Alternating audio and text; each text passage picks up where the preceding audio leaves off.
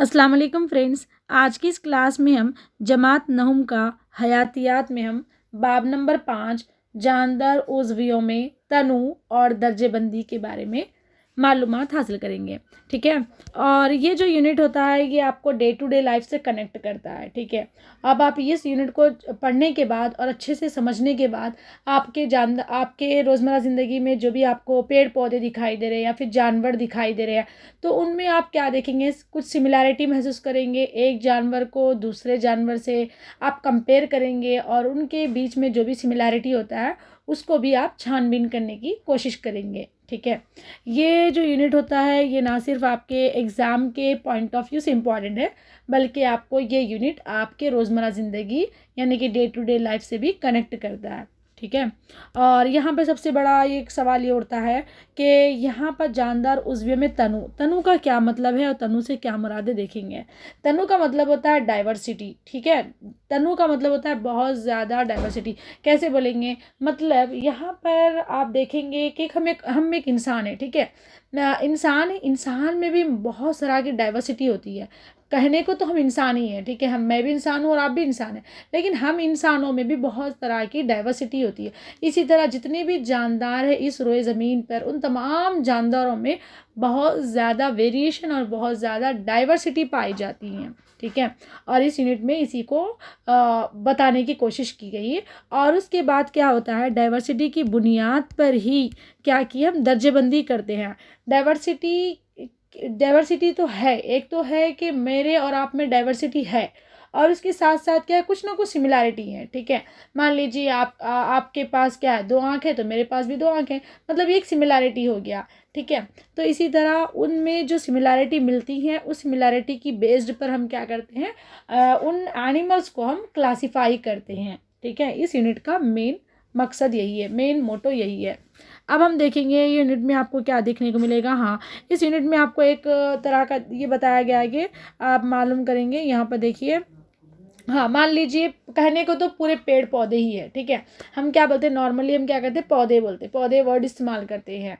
ठीक है, उन पौधों के अंदर भी कई तरह की डाइवर्सिटी पाई जाती। कैसे कैसे डाइवर्सिटी पाई जाती हैं। हाँ, अब एक एक पौधा है, मान लीजिए यहाँ पे देखिए मकई का पौधा है। ठीक है, मकई का जो पौधा है उसके अंदर जो पत्ते हैं उसकी पत्ते की रंगीत कैसी होती हैं, फिर उसके बाद उस पत्ते की रंगीत भी मुख्तलिफ होती हैं, अलग होती है। फिर बीज पत्तियाँ पौधा है, वो एक बीज पत्तियाँ पौधा है या फिर 2 बीज पत्तियाँ पौधा है, वो देखेंगे। फिर उसके अंदर जड़ का निज़ाम, जड़ के निज़ाम में भी क्या होता है, अलग क्या उसके अंदर असल जड़ का निज़ाम है या फिर रेशेदार जड़ का निज़ाम है। तो ये क्या होती है, डाइवर्सिटी पाई जाती है। एक पौधा है, पौधे के अंदर पत्ते की रंगीत को देखेंगे हम, और उस पौधे का 1 बीज पत्तियाँ पौधा है या फिर 2 बीज पत्तियाँ पौधा है देखेंगे। और उसके बाद हम क्या करेंगे, उसके अंदर जड़ है, जड़ को लेकर हम क्या करते हैं, दर्जेबंदी करते हैं।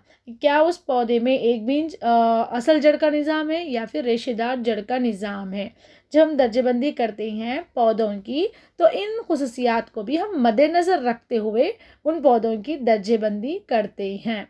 ठीक है, अब आइए हम इसके अलावा ना सिर्फ हम पौधों की दर्जेबंदी करते हैं, बल्कि हैवानात की भी हम दर्जेबंदी करते हैं। कैसे करते हैं, हैवानात में हम खासकर हशरात की अगर हम बात करेंगे, हशरात की अगर आप दर्जेबंदी करना चाह रहे हैं तो कैसे करेंगे हम हशरात की दर्जेबंदी।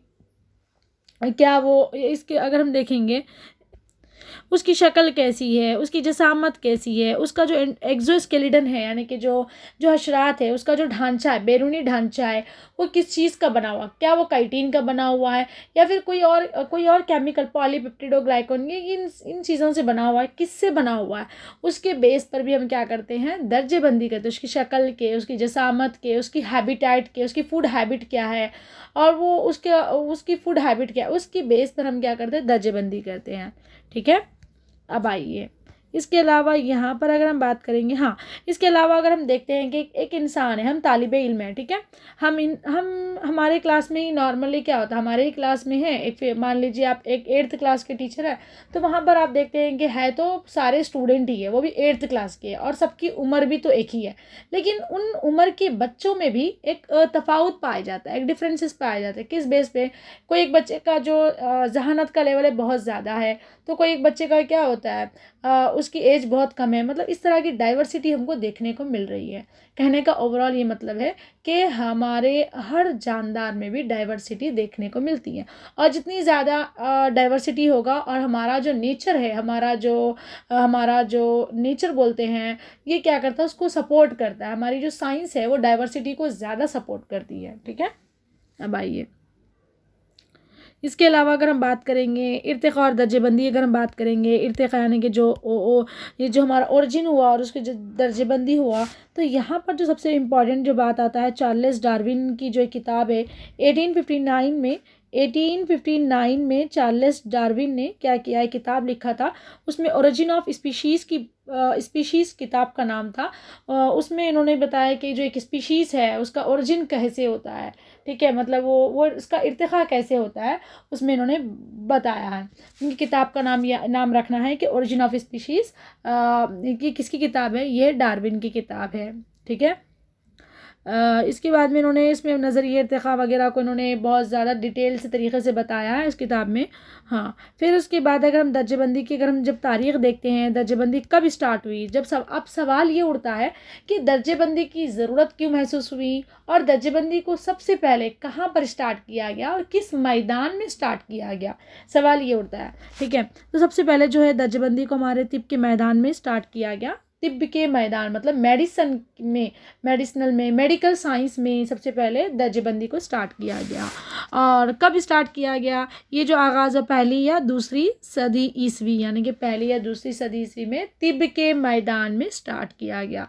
अब सवाल ये उठता है किसने स्टार्ट किया, चाराक जो एक ज़माने के उस सदी के क्या बहुत बड़े ये क्या थे हमारे एक क्या बोलेंगे बहुत ज़्यादा ये एक डॉक्टर थे बहुत बड़े। ठीक है, तो इन्होंने चाराक और एक क्या है सुशरत ने पौधों की दर्जेबंदी की तिब्बी अहमियत की बुनियाद पर किया। पौधों की दर्जेबंदी किया, पौधों को दर्जेबंदी किया, किसकी बुनियाद पर किया, तिब्बी अहमियत यानी कि मेडिसिनल क्या क्या प्रॉपर्टी है उनकी, उसकी बेस्ड पर इन्होंने पौधों की दर्जेबंदी की थी। किसने, चराक और सुशरत ने दर्जेबंदी की थी। और उसके बाद क्या है, यहाँ पे प्रसारा ने भी अपनी किताब बोलेंगे विक्ष योर वेदा में क्या किया, दरख्तों की हयाती साइंस में पहली मरतबा मुख्तलिफ ज़मीनी पौधों की दर्जेबंदी को पेश किया। ठीक है, यहाँ पर सवाल यही उठता है, यहाँ से आपको सवाल एक आता है कि सबसे पहले दर्जेबंदी कौन सी ईस्वी में हुई, पहली और दूसरी सदी में हुई, और कि किस मैदान में हुई, तिब्बत के मैदान में, और किसने स्टार्ट किया, चरक और सुश्रुत ने किया। ठीक है, इसके अंदर प्रसारा इनका उतना इम्पोर्टेंट नहीं है। ठीक है, अब देखेंगे हम इसके अलावा अगर हम बात करेंगे 16वीं 17वीं ईस्वी में माहिरीन हयातियात ने उज़्वियों की दर्जेबंदी करना शुरू किया। अब उसके बाद जब हम देखेंगे यहाँ पर देखिए आप लीनियस, ये बहुत बहुत बड़ा फेमस है, बहुत ज़्यादा इम्पॉर्टेंट है। ये जो बॉक्स दिख रहा है बहुत ज़्यादा इम्पॉर्टेंट है। ठीक है, दर्जेबंदी की जब भी बात करते हैं ये जो बॉक्स है आपको ना सिर्फ यहाँ तक काम आएगा, बल्कि आप यहाँ के आगे कोई भी एग्ज़ाम लिख रहे हैं साइंस से रिलेटेड, तब उसके रिलेटेड वहाँ पर भी आपको ये बॉक्स बहुत अच्छे से काम आएगा। ठीक है, अब देखेंगे सबसे पहले अब ये देखेंगे हम यहाँ पर ये जो लीनियस है इन्होंने 1735 में दो किंगडम में क्या किया, दो किंगडम को बताया। जितने भी जानदार है इस दुनिया में, जितने भी जानदार है उन तमाम जानदार को लीनियस ने 1735 में यानी कि 1735 ईस्वी में इन्होंने दो किंगडम्स में डिवाइड किया। एक है वेजिटेबलिया का नाम रखा और दूसरा एनिमलिया। मतलब वेजिटेबलिया से मुराद जितने भी सारे हमारे प्लांट्स है वो सभी के सभी इस किंगडम में आ जाएंगे। उसके बाद एनिमल, जितने भी सारे एनिमल्स है, जानवर है, वो इस किंगडम में आ जाएंगे। किसने, लीनियस ने। कब, 1735 में। कितने किंगडम दिए, दो किंगडम। कौन कौन से नाम, वेजिटेबलिया एंड एनिमलिया। उसके बाद नेक्स्ट आते हैं हमारे कौन, हैकल जो कि 1866 में हैकल ने तीन किंगडम, ठीक है, तीन किंगडम, इसमें इन्होंने क्या ऐड किया, एक्स्ट्रा प्रोटेस्टा किंगडम को भी ऐड किया। किसने, हैकल ने। कब, 1866 में। किसको ऐड किया, एक प्रोटेस्टा। इसके अलावा बाकी के सब क्या है हमारा, प्लांटिया और एनिमल, यानी कि सारे के सारे प्लांट्स और एनिमल्स। उसके बाद हमारे एक और साइंटिस्ट आते हैं, उनका नाम है चैटन। इन्होंने 1925 में इन्होंने क्या क्या दो एम्पायर्स दिए, इन्होंने प्रोकैरियोटा और यूकैरियोटा। सबको मालूम ही होंगे ना प्रोकैरियोट्स क्या है, यूकैरियोट्स क्या है। प्रोकैरियोट्स किसको बोलेंगे, यहाँ पे वेल डेवलप, यहाँ पे आपको न्यूक्लियस और न्यूक्लियर मेम्ब्रेन देखने को नहीं मिलेगा, जबकि यूकैरियोट्स में आपको वेल डेवलप न्यूक्लियस और न्यूक्लियर मेम्ब्रेन देखने को मिलेगा। ठीक है, और भी बहुत सारे खुसूसियात पाए जाते हैं इसके अंदर, हम आगे की क्लासेस में देखेंगे। अब आइए नेक्स्ट देखेंगे, कोपलैंड बोलते हैं 1938, जो कि आज़ादी से 9 साल पहले की बात है ये। इन्होंने 4 किंगडम को दिया। पहला जो आता है मोनेरा, मोनेरा में आपको कि जितने भी सारे जो बैक्टीरिया है वो सब इस किंगडम में आ जाएंगे मोनेरा में। ठीक है, फिर उसके बाद में प्रोटेस्टा, फिर उसके बाद वही सेम प्रोटेस्टा, प्लांटिया, एनिमिलिया। ठीक है, उसके वेटे करिए। फिर वेरी वेरी वेरी इंपॉर्टेंट है 5 किंगडम सिस्टम ऑफ क्लासिफिकेशन, इसको बोलते हैं।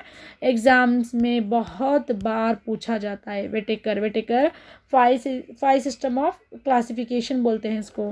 ठीक है, इन्होंने 5 किंगडम सिस्टम ऑफ क्लासिफिकेशन बोलते हैं। इन्होंने 5 किंगडम को दिया। कितने किंगडम को दिया, 5 किंगडम को। नाम क्या है, Monera, kingdom Monera, kingdom Protista, kingdom Plantae, kingdom Fungi, kingdom Animalia. ठीक है, फिर उसके बाद आते हैं यहाँ पर वोस एट ऑल बोलेंगे 1990 में, जो कि इन्होंने क्या किया, जितने भी जानदार है उसको 3 डोमेन्स में डिवाइड किया।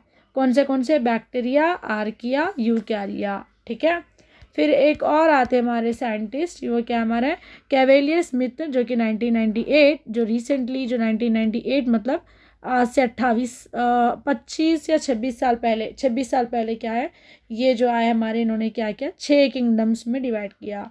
एक था इसमें इन्होंने क्या एक्स्ट्रा ऐड किया, प्रोटोजोआ को ऐड किया और क्रोमिस्टा को ऐड किया। ठीक है, बाकी सब सेम है।